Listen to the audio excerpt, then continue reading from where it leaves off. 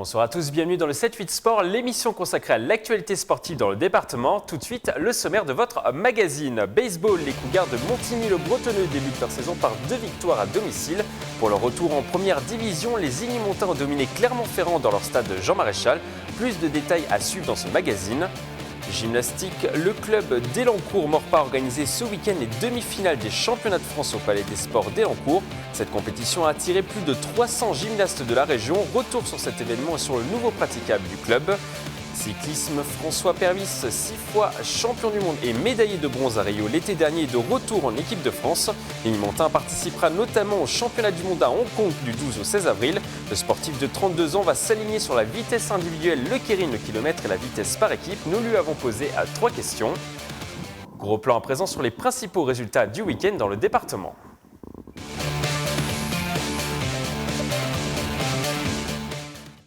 On commence donc ce magazine par du baseball. C'était leur objectif et ils l'ont fait. Les Cougars de Montigny-le-Bretonneux débutent leur saison par 2 victoires à domicile. Pour leur retour en première division, les Igny-Montins ont dominé les Arvernes de Clermont-Ferrand. Une victoire qui les propulse à la première place du classement, du championnat même. Un montage signé à Xavier Jalin. Un début de saison parfait pour Montigny-le-Bretonneux. Les Cougars promus cette année en première division l'ont emporté ce dimanche 2 avril sur leur terrain contre les Arvernes de Clermont-Ferrand. Le score 6-0 dans le premier match et 3-2 dans le second. Excellente, très bonne journée. C'était le but, c'était de réussir notre entrée dans ce championnat. Et on l'a fait de très belle façon. On l'a fait avec des lanceurs qui ont tout donné, qui ont fait vraiment le job sur le monticule. C'est ce que j'attendais aujourd'hui vraiment de cette journée. Et voilà, ça s'est réalisé, c'est génial. On était tous motivés, tous dans l'esprit d'équipe. On s'est tous motivés, on était tous solidaires. C'est ce qui a fait qu'on a pu gagner. Avec ces 2 victoires, les Cougars de Montigny-le-Bretonneux se retrouvent en tête de première division avec 100% de victoires. Les objectifs pourraient être revus à la hausse. Les objectifs, ils sont ce qu'ils sont, c'est aller se classer dans le haut de tableau. On a parlé de maintien, on a parlé de 5e, 6e place. Je pense qu'aujourd'hui, on peut aller grimper, on peut monter et se placer en haut de tableau. On peut aller faire les playoffs. Aller, comme je dis, chatouiller les grosses écuries, les grosses équipes qui sont là depuis des années. On peut le faire, on peut vraiment le faire. Le prochain match va arriver vite. Les Cougars se déplaceront ce dimanche 9 avril sur le terrain de Rouen Baseball 76. Une équipe qui a soulevé 10 titres de champion de France dans son histoire et qui a remporté ses 2 premiers matchs lors de cette première journée. Une fois n'est pas coutume, nous allons parler de gymnastique dans ce 7-8 Sport. Les puristes ont pu assister à une compétition d'envergure au Palais des Sports d'Élancourt. Le club de la GEM a organisé les demi-finales des championnats de France dans la structure. Plus de 300 gymnastes venus de toute l'Île-de-France âgés de 10 à 30 ans étaient présents pour ce rendez-vous. On écoute la vice-présidente du club, Morgane Goulard. On a postulé à cette compétition parce qu'on a le souhait d'organiser une compétition par an et la zone Indiv, donc les demi-finales de championnat de France nous paraissaient une bonne compétition à faire au Palais des Sports. C'est un week-end important surtout, puisque l'objectif c'est de qualifier nos gymnastes au championnat de France. Donc c'est un des 2 plus gros week-ends de notre saison. Le club de gymnastique de la GEM a remporté pendant la compétition 3 médailles d'or, 1 médaille d'argent et 2 médailles de bronze. À cette occasion, le club de gymnastique d'Élancourt-Maurepas a présenté au public son nouveau praticable. Ce dernier a été utilisé lors des derniers Jeux Olympiques de Rio par les superstars de la discipline. Il permettra aux athlètes du club d'avoir un meilleur rebond et de réaliser des figures plus complexes. Le praticable sera surtout moins traumatisant pour les articulations. Le vice-président en charge du sport à Saint-Quentin-en-Yvelines, Jean-Pierre Sevestre, était au micro de Nicolas Dambry. Pour le club de gymnastique, la participation, bien sûr, est très importante des 2 communes, mais l'agglomération tient à apporter un soutien important au haut niveau que représente le club de gymnastique d'Élancourt-Maurepas, et notamment dans cet investissement de praticable à hauteur de 8 000 €, ce qui représente tout de même près du tiers du prix d'achat du praticable. On prend à présent la direction du centre aquatique de Saint-Cyr-l'École. Un record d'apnée est tombé ce samedi dans la structure. Le franco-cubain Andy Cabrera Avila a parcouru pendant 1 heure 155 longueurs de bassin de 25 mètres en monopalme sous l'eau, soit une distance totale de 3 km et 892 mètres. Il bat de 26 longueurs le précédent record de Pascal Mazet établi en janvier dernier. Cette performance a été réalisée pour soutenir les enfants autistes. On écoute le recordman Andy Cabrera Avila.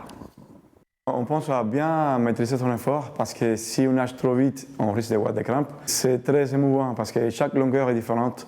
On se concentre sur la technique, sur le palmage et surtout de ne pas accélérer pour ne pas être essoufflé et de ne pas avoir des problèmes de crampes. Mais je nage avec toutes les personnes que j'aime dans mon cœur aussi.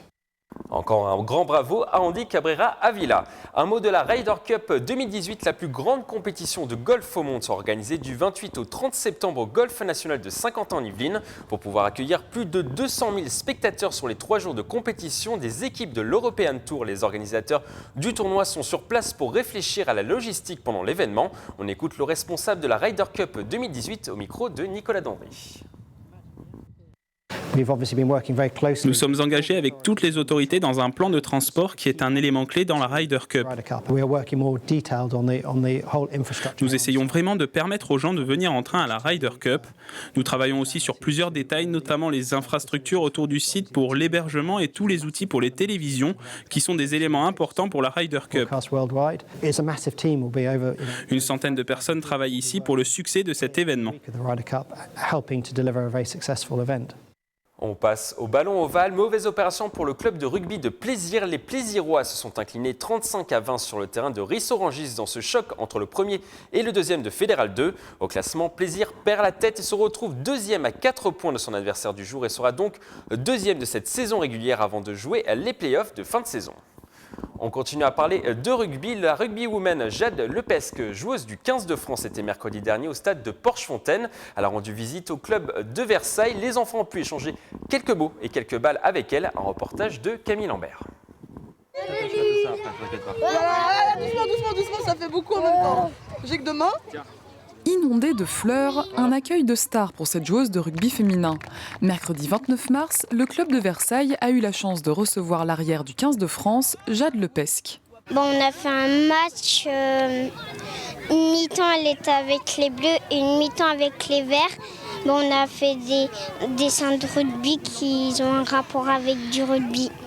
La jeune sportive de 24 ans a passé l'après-midi avec les enfants de la section des moins de 7 ans. Un moment de partage, mais aussi pour promouvoir le rugby féminin. Le rugby, c'est avant tout un sport où voilà, c'est comme une deuxième famille. On joue avec les copains ou les copines et c'est vrai que c'est de se retrouver. Et ce sport d'équipe qui permet de mettre en valeur tout le monde, que ce soit les plus costauds, les plus maigres, mais les plus rapides. Et on a besoin de tout le monde sur un terrain de rugby et c'est ce qui fait la beauté de ce sport. On a maintenant une dizaine de filles et 4-5 femmes qui jouent chez nous dans le club et on espère développer. Et donc l'avenue de Jade Lepesque, qui a quand même un palmarès, puisque c'est un événement intéressant de communication et même de promotion de la femme vis-à-vis du rugby et à Versailles.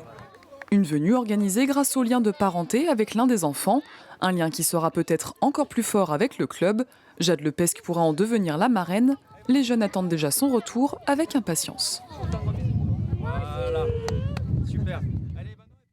Cyclisme, le nouveau président de la Fédération française, Michel Callot, était jeudi dernier devant la presse au Vélodrome de Saint-Quentin-en-Yvelines. L'homme intronisé à la mi-mars pour succéder à David Lapartien était accompagné à cette occasion des anciennes gloires françaises de la piste Arnaud Tournant et Florian Rousseau. Il a détaillé à cette occasion les grands traits de sa politique sportive sur les prochaines années. On écoute Michel Callot.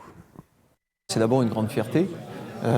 C'est en même temps que la fierté, une grande responsabilité de pouvoir piloter finalement à la destinée de son sport. Quand on est passionné de cyclisme, forcément on a envie d'orienter d'une certaine manière l'avenir de son sport en France. Je suis très conscient de la lourdeur de la tâche qui m'attend, mais en même temps je suis vraiment déterminé à ce que ce mandat permette à la fédération de se moderniser, de progresser sur tous les terrains et de triompher sur le plan sportif. On reste dans le monde du cyclisme. Le pistard de l'équipe de France, François Pervy, 6 fois champion du monde, va s'envoler pour Hong Kong pour disputer les championnats du monde du 12 au 16 avril. L'Ignimontain, qui s'entraîne presque tous les jours sur la piste du Vélodrome de Saint-Quentin-en-Yvelines, a de grosses ambitions pour cette compétition. Nous lui avons posé 3 questions. Les objectifs, premièrement, on commence par la vitesse par équipe. Donc la vitesse par équipe, avec l'équipe, on ne sait pas trop encore où est-ce qu'on se situe par rapport au niveau international. Donc on espère quand même faire une belle médaille de bronze, faire 3e, ce serait très bien. Je pense que les 2 premières, les 2 premières places sur cette épreuve-là, ce ne sera pas jouable pour nous. Parce qu'il y a vraiment des très grosses équipes et favorites. Et donc nous, 3e, on serait super contents pour ça. Ensuite, moi, en individuel, il y a le keirin. Le keirin, j'ai été champion du monde plusieurs fois, donc j'aimerais retrouver ce titre que j'apprécie tant, parce que c'est vraiment une épreuve que j'apprécie. Donc un podium en keirin, voir le titre si tout se passe bien. Ensuite, il y a la vitesse individuelle. La vitesse individuelle, je suis un petit peu moins, on va dire, je manque un peu d'explosivité. Donc la vitesse individuelle, c'est vraiment une épreuve où il faut beaucoup d'explosivité. Donc là, je pense que je serai un petit peu moins bien. Donc là, j'ai pas vraiment d'objectif à part aller le plus loin possible dans le tournoi.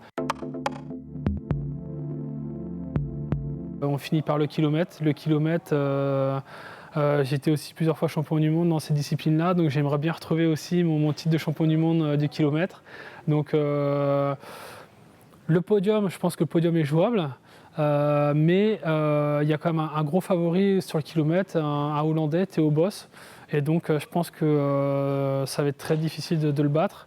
Mais en tout cas, si je peux faire un podium en keirin, en vitesse par équipe et au kilomètre, ce sera déjà un très bon résultat d'ensemble. C'est vrai que maintenant, je fais partie des meubles, comme on dit. Je suis le plus ancien de l'équipe de France depuis déjà quelques années. Maintenant, il y a une nouvelle génération qui arrive après les Jeux de Rio. Il y a des très très jeunes, il y a même une fille qui n'est pas encore majeure. Donc, qui n'ont forcément pas mon expérience. Donc moi, c'est à moi de leur apporter les petites ficelles du métier, leur donner des conseils pour éviter les très grosses erreurs. Après, c'est important qu'ils apprennent d'eux-mêmes, qu'ils ne suivent pas exactement mot pour mot ce que je leur dis ou le chemin que moi j'ai pris. Il faut qu'ils trouvent leur propre chemin, leur propre façon de faire. Et ça, c'est vraiment important. Donc, je donne des conseils, mais je ne leur impose pas les choses. Donc, c'est vrai qu'on a déjà couru ensemble il y a 1 mois et demi en Coupe du Monde. Ils sont venus me voir, les très très jeunes sont venus me voir, ils m'ont posé beaucoup de questions. Donc, moi, ça m'a fait plaisir parce qu'en quelque sorte, c'est que ils ont confiance en ce que je peux leur répondre et ils prennent ça en compte. Donc, c'était avec plaisir de les aider, de les aiguiller et puis de les conseiller. Et c'est vrai que là, on va dire que c'est pas une passation de pouvoir, parce que je pense que je suis encore apte à gagner des titres et des médailles. Mais en tout cas, c'est un nouveau rôle pour moi. C'est la fin de ce 7-8 Sport. Merci de l'avoir suivi. Très belle soirée sur TVFIL 78.